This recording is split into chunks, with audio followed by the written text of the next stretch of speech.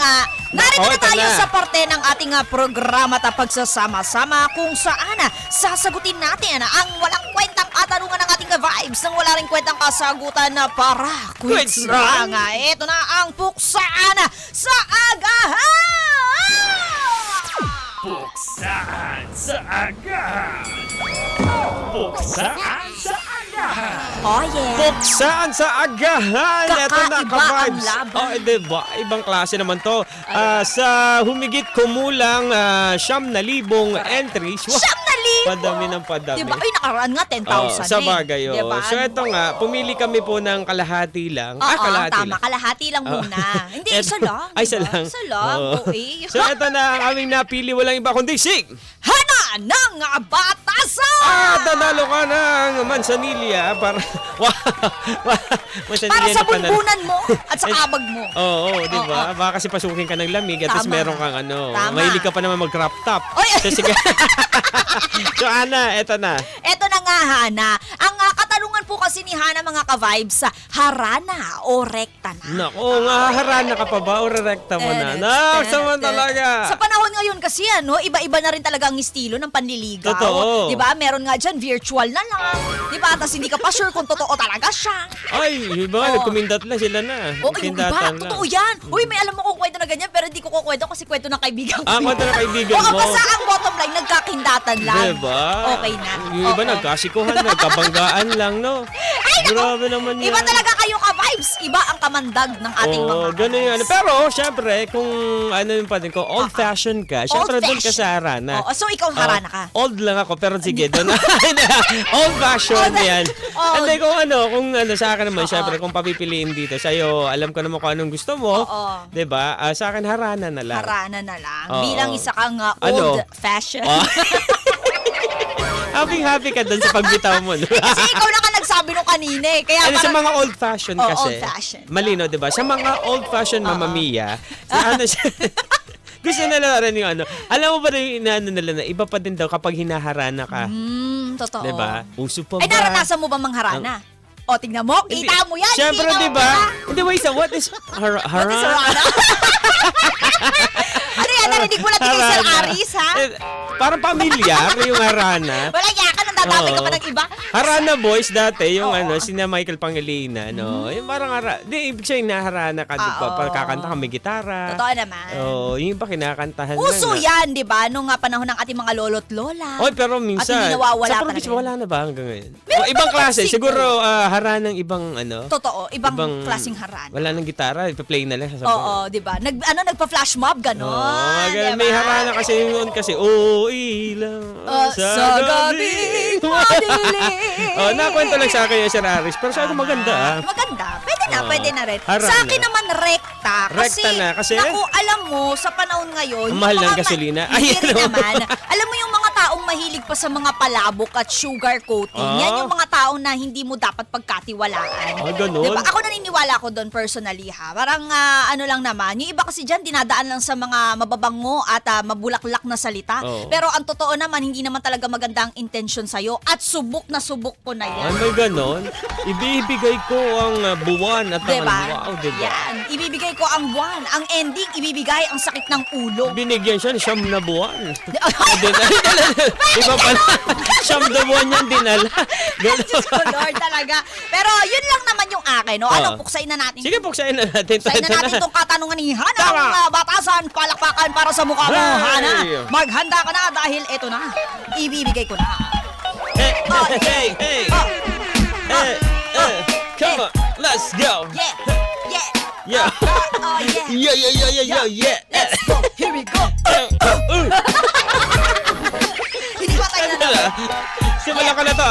1, 2, 3. Asawa ni Marie. Araw, gabi, Walang energy. wala energy. Oh, yeah. Isa, dalawa, tatlo. Ang Tatay mo, paldo, kasi Paldo. sweldo ngayon. Tama, paldo ka talaga dyan. Yeah. Ito na, sisimulan ko na. Puksaan sa agahan, kakaibang daldalan, hindi mapipigilan, Joko Mia ang pangalan, isabay sa umagahan, halina't pag-usapan, sa radyo ay pakinggan, ngayon mo malalaman ang tanong sa puksaan. Yeah. Oh, yeah. Ayun, sa si kwento. Hana. Harana Ano? o rerekta. Yan ang Karinig na katanungan sa'yo, niya. Mama Maria. Yeah, in a 3, 2, 1. Ready ka na ba? Dahil ito na. Hana, Inog ka na makinig ba? ka.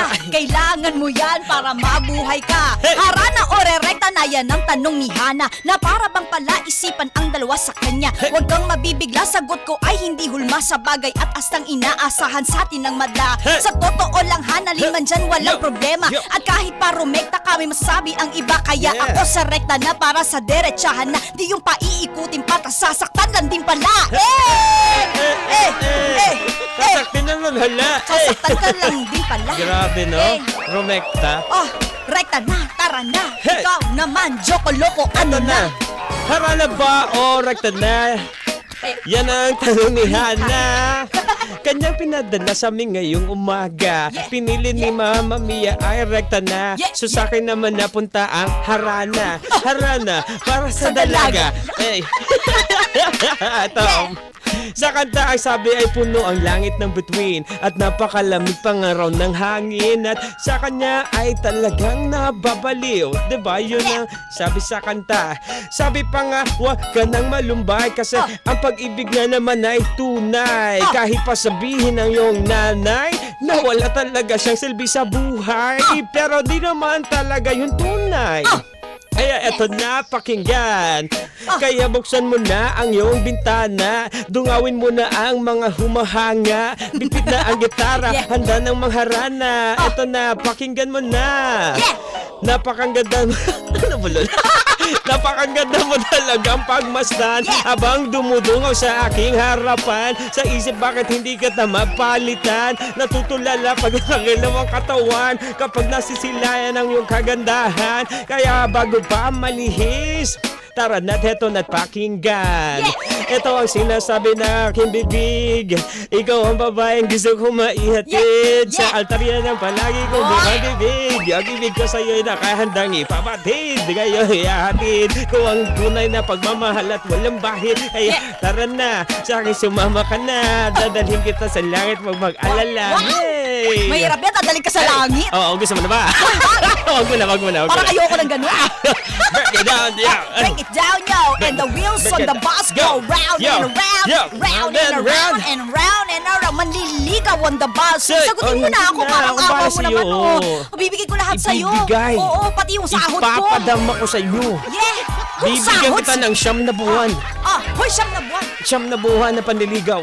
Siyam na buwan na panila. Wala ko anong siyam na buwan yan. Yung iba kasi souvenir yan eh. O, di ba? Ayun. Hey! Yeah! Grabe Break it naman down, yan. Grabe talaga mga ka-vibes, di ba? Pero ikaw, sige, depensaan mo. Bakit harana? Siyempre, kasi Uso pa ba harana. talaga yung harana na yun? Yun nga tanong, uso pa ba ang harana? Kung sa iba hindi na uso, pero pag na-experience mo yung ganyan, na parang pag hinarana ang isang babae, yung babae feel niya talaga yung kagandahan. At mapifeel mo talaga na ikaw ay talagang nilalang na alam mong walang katulad. Diba? Kasi so parang hinaharana ka. Oo, hinaharana ka, tapos ganyan pala. Parang sa harana kasi yung sinasabi doon sa parang habang kinakanta ka, parang akala ikaw talaga yung ano. Oo, pero nag-google niya lang din naman. Totoo naman. Pero diba yung mapifeel mo talaga na, ang ganda ko. Kaya lang, hindi ka rin naman sure kung ikaw lang din ba ang hinaharana niya. Hindi, 7 sila. O diba? Kita mo yan. Yan ang sinasabi natin 7 sila nangaharana. Yan ang Isa na lang sinasabi pipili. namin. Oo. So, ganun nga. Oo. So, pag hinarana ka, iba pa din yan. Kasi, syempre, alam mo yun. Sa bagay, may point naman, Oo. pero wala pa rin. Charis. Pag rekta kasi, kakalabanin natin, pag rekta kasi, agad-agad, hindi mo pa nakikilala, re-rekta ka na. Malay mo na, may sabit yan, Hindi di ba? naman sa rekta.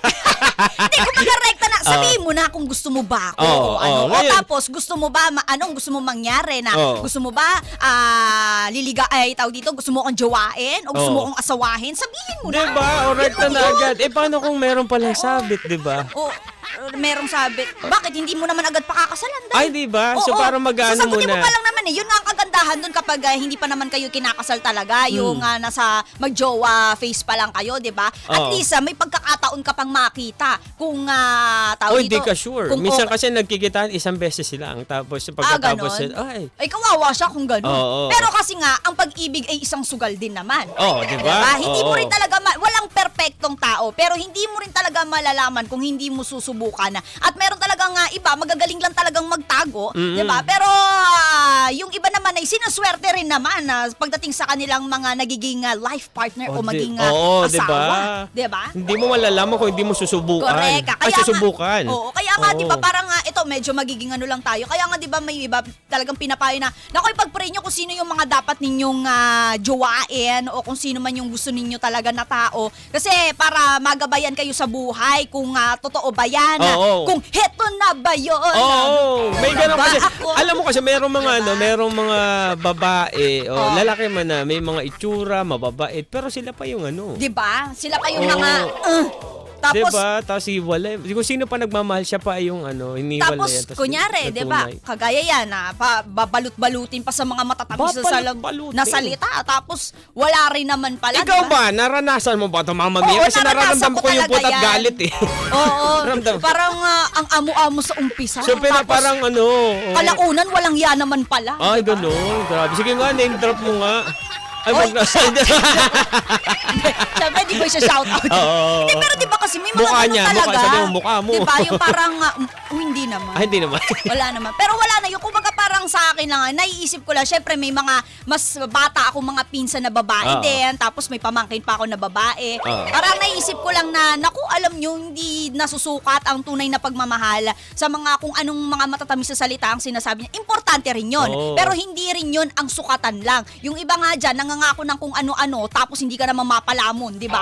Ay, di ba? Grabe yung galit. Hindi ka naman mapakain. Hindi ka makapag-provide ng maayos sa pamilya, di ba? Pero importante mahal kita. Wow, importante mahal. Araw-araw kang haharanahin. Haharanahin kita. Araw-araw kang haharanahin kahit wala na kayong makain. Ayun. Paano? Ayun lang, di ba? Pero kumbaga parang, hindi lang yan ang sukatan talaga ka-vibes kung yung sa harana. Pero minsan, yung iba naman, rumerekta rin naman, tapos yun nga, palpak pala talaga, palyado. Diba? Diba?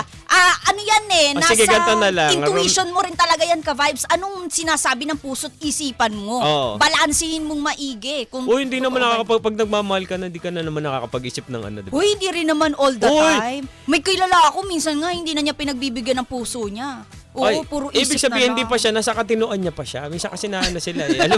Minsan kasi sila. Alam mo yun, carried away sila ng pagmamahal. Hindi na tinitingnan ng mga... Gusto ko to comment ni Willie Lagan. Ano daw? Anong ipapakain mo sa anak ko? Yung gitara mo? Diba?